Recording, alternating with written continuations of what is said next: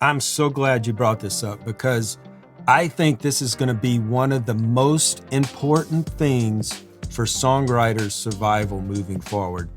All right, everybody, it's Marty Dodson. I'm here with Clay Mills in the Yeah. SongTown studio, and we want you to be a part of this podcast. No, we're glad you're here. We're going to talk about a topic today I think is really important for songwriters.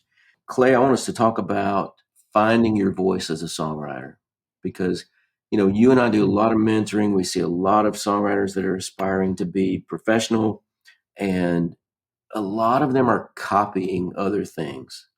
There was a period when every young girl we met in Songtown was trying to be Taylor Swift, and there's already a really good Taylor Swift out there, and we run into other people that are trying to be Morgan Wallen or whoever it might be that they're really modeling their writing after instead of doing what I think is every writer's secret weapon is, and that is like really finding their voice, going into their story, finding where their story intersects with the universal feelings, of all mankind, and really doing the work to find out who they are as a writer and what they want to say. So, what's your initial reaction to that?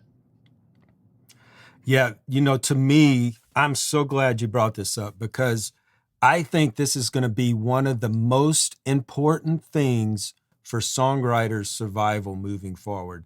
And what I mean by that is we're moving into an age where every day it seems like I get an email from somebody going, can't write lyrics? Let AI write your lyrics. Can't write a book? Let AI write your story. Hmm. And what it's doing is AI does not have a voice, not yet. Like it, Right. and so it's making everything come across very generic. It's written, AI can write at a high level as far as grammar and, you know, the little technical things about writing. And it might sound impressive at first, but when you listen back, it has no voice. It'll sound stilted or it'll use language Yeah. that we would never use.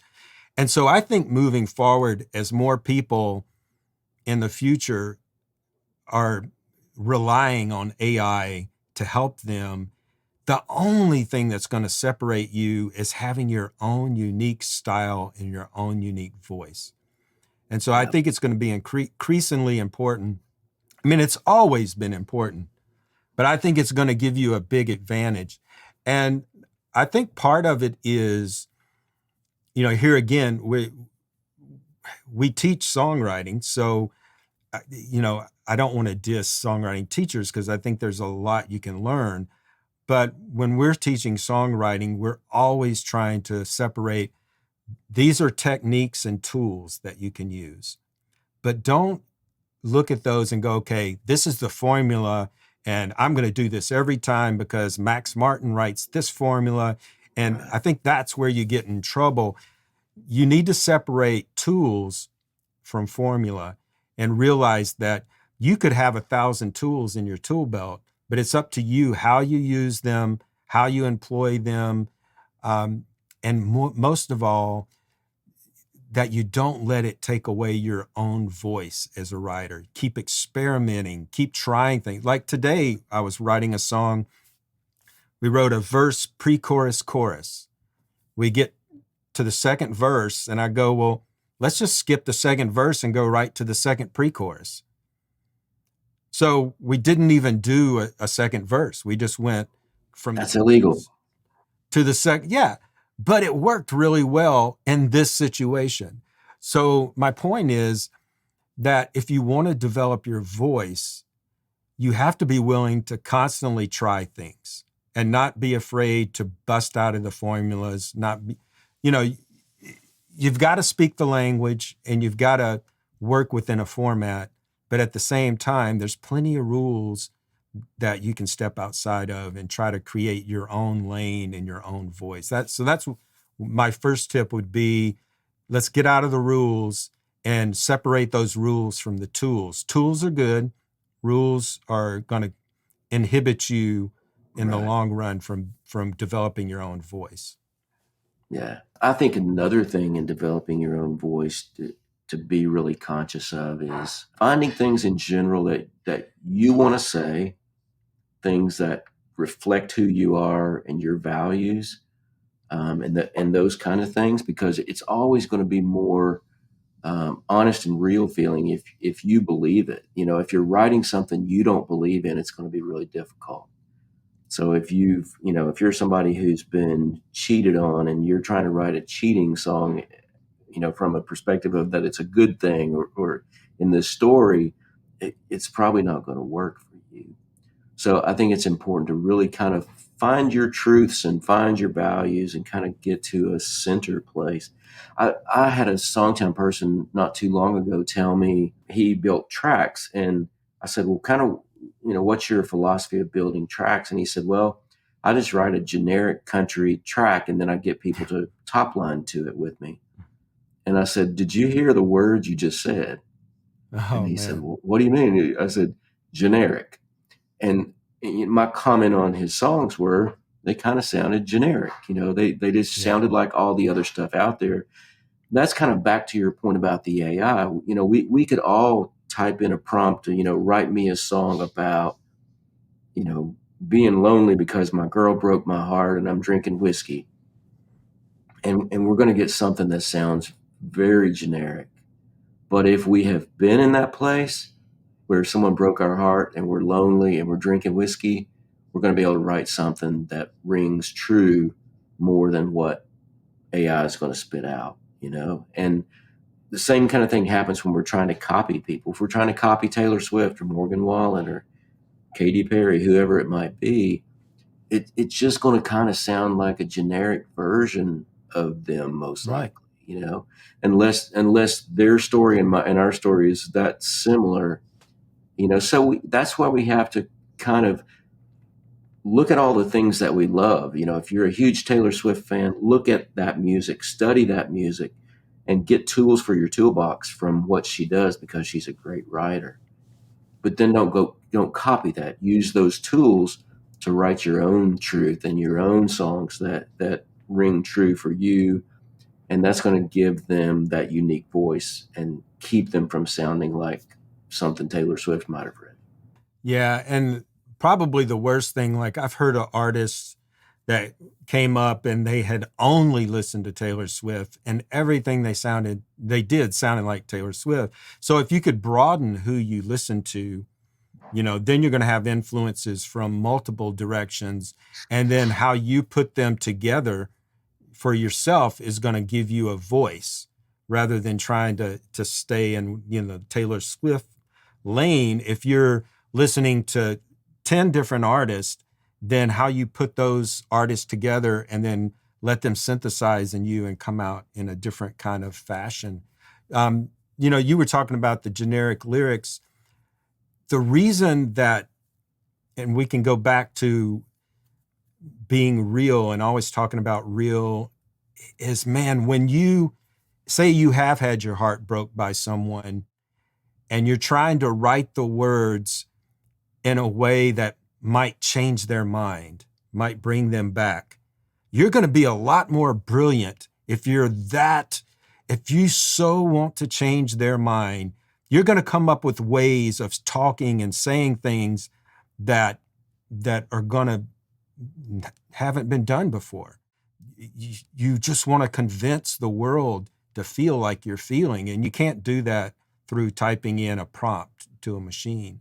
So Yeah. yeah, man. And what a lot of songwriters do, if they're writing a song about loneliness, they just take all the words associated with loneliness, put them in a bag, shake them up, and throw them out, and that's what the lyric is, And every now and then, when you and I are mentoring, we see songs that kind of sound like that. It almost sounds like somebody just brainstormed all the related words, Yes. and then they tried to throw them in there, and that comes across as just an AI purge almost of like, yeah, you just threw this prompt in there and this is what came out, as opposed to Gosh, man, I have heard so many songwriting teachers go, well, here's your title. Now I want you to word associate and come up with all these words. I'm like, this is not how you write songs. Yeah. I mean, this is crazy. And so, I get very frustrated sometimes when I am listening to people on YouTube tell, songwriting advice. And I'm going, no, I've been in thousands of pro songwriting rooms. I've written with Hall of Fame songwriters, Hall of Fame artists, Hall of Fame producers. Nobody did this. Yeah. Nobody sat there and took out a piece of paper and did word association for 15 minutes to try to, this is not how you write songs. And that's one reason you and I started SongTown, was to try to bring what we do in pro writing rooms to people. And gosh, so I know I got on my soapbox there, but man, it's just it's a pet peeve, because people watch these instructional videos and they're like, oh, this is how I should be doing it. And it's like, no, man, this is only going to set you back. Yeah. And I want to clarify, it's harmless to sit down and try to come up with all the words that are related to the topic you're talking about. But the trouble comes when you then just try to cram all of those that you can into your lyric, and that's where people make the mistake a lot of times, I think. So, if you want to do that and you find that to be a helpful tool, do that, but then don't just vomit those words out onto a page and feel like I've written my song now because all these words are related to my topic, So be judicious, if we want a word of the day. Be Ding, ding, judicious ding. about how you use those words. Sprinkle some in maybe, but don't just try to say everything you can think of related to your topic. And that's where it starts to sound like something AI wrote. Yeah. And I think the big difference here is, if you want to do word association as an exercise to build that muscle, wake up every day and do that exercise, have a title and then word associate. But while you're trying to write the song, it's going to put your head in a different space that you don't need to be in. Use that. When I go to write a song, I want to have that muscle so well oiled that I don't need to word associate it on paper. Those words, when I need them, will come to me at the right moment. And so I think that's the big difference, is that a lot of people try to sell you the idea that this is how you write a song. No, this is how you might get better as a writer. Do this exercise on a regular basis, but don't bring that into the writing room when you're trying to write a song. That part of the brain needs to be shut off, I think.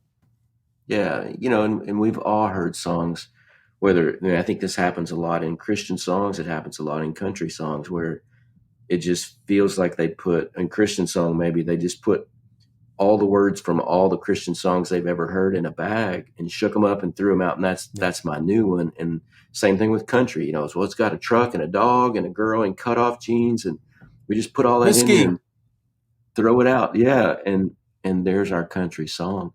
And what that does is it bypasses your heart too. It turns writing into an intellectual exercise, as opposed to an exercise from your heart and from your soul, and when we hear songs like I Can't Make You Love Me, or The House That Built Me, great songs that move you, they don't sound formulaic. They don't sound generic. They sound real and they sound honest. And that's where I think getting in touch with who you are and what you want to say and doing it in your way, not like everybody else has done it, in ways that feel authentic to you. That's going to help you find your voice, and it's going to help you stand out as a writer who says things differently. I think one of the greatest compliments anybody ever gave me was, hey, I can tell when a song is yours that comes on the radio because of blah, blah, blah. It's got a unique voice, and I think that's what we're all after, is finding not who we can copy and who we can be like, but what do we have to offer? What's in our heart and soul that we can offer the world in our songs.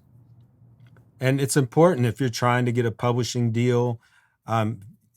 We had Mark Bright do an interview with SongTown. Mark produced everybody from Carrie Underwood to Black Hawk. He some big pop artists like Shakira. And so I got the chance to ask him in this interview 20 years after he had given me my first publishing deal. And I said, why did you sign me? I said, I know my songs were good, but they weren't like more spectacular than the other 80 writers at EMI Publishing. Why did you sign me? He says, because you had a unique voice that none of the other writers had. Yeah. And that it was because I just moved to Nashville. I wasn't writing every day with everyone else, and to the point where it sounded like I was writing like everyone else. I had a different perspective.